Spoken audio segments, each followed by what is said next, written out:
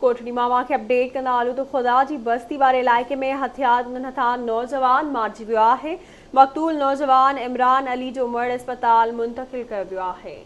बिल्कुल नाज़रीन, अफ़सोसनाक ख़बर ताईं पहुचे पिया कोटड़ी में, जिते खुदा जी बस्ती वारे इलाइक़े में हथियारबंद हथां नौजवान मारिजी वियो आहे। मक़तूल नौजवान इमरान अली लुंड जो मर्द अस्पताल मुंतकिल कयो वियो आहे। ख़बर ताईं पहुचाए रहिया आहियूं कोटड़ी में, जिते खुदा जी बस्ती वारे इलाइक़े में हथियारबंद हथां नौजवान मारिजी वियो आहे।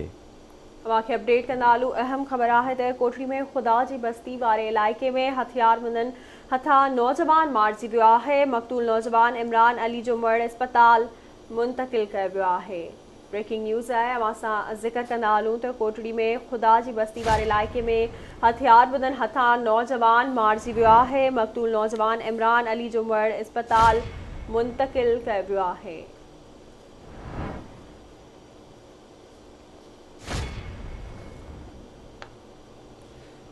आगाह कयो अव्हांखे कोटड़ी में, जिते खुदा जी बस्ती वारे इलाइक़े में हथियारबंद हथां नौजवान मारिजी वियो आहे।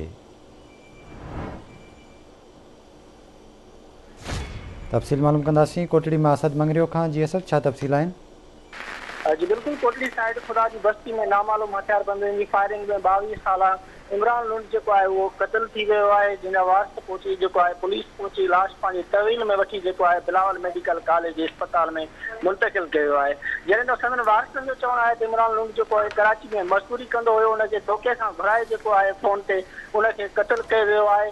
असल जो रवासी है वो दादू ऐं जोही जो है उन्होंने जो मुतालबो किया है इन पुलिस खां आला अख्तियार खां जो कातिल जवाबदार आहिनि गिरफ़्तार किया वञनि। होॾां पुलिस जो मौक़ुफ़ है तो जवाबदार आहिनि उनकी जांच जारी है, उनखे जल्द जो है वो गिरफ़्तार किया वेंदो।